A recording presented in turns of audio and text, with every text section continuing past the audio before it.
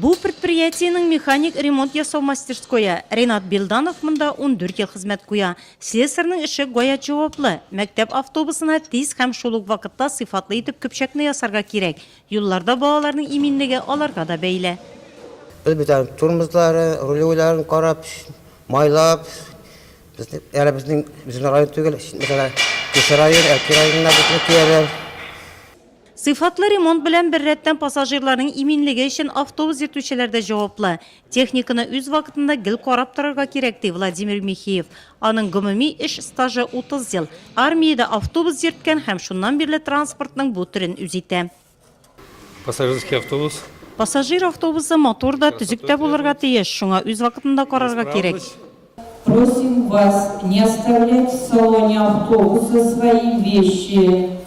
При виде посторонних вещей просим сообщить водителю автобуса.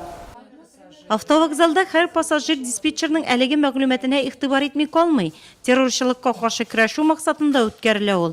Биредә көненә 200 кешегә хезмәт күрсәтелә. Иртәнге сәгать 5-тә автовокзалны ачабыз, 5:60 минутта инде 5-тә эшли башлыйбыз. Иң беренче безнең Самарага сәгать 5-тә автобусыбыз китә.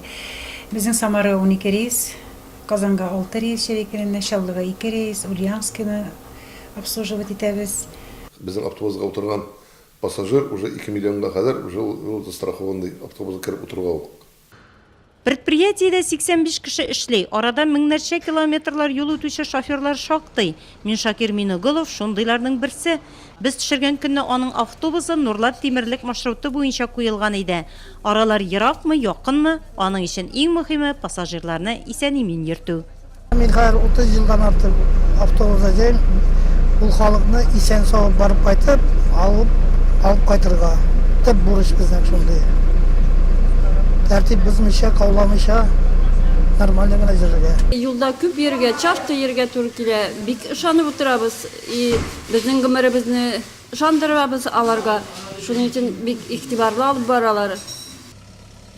Әнә шулай пассажирларның иминлеген кайгыртып, юл йөрү кагыйдәләрен дөрес үтәгәнгә күрә, Нурлат автобуслары катнашында юл хәрәкәтләре булганы юк.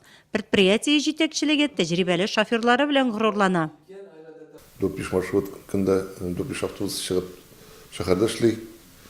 Аннан соң шәһәргә маршрутларда эшлибез.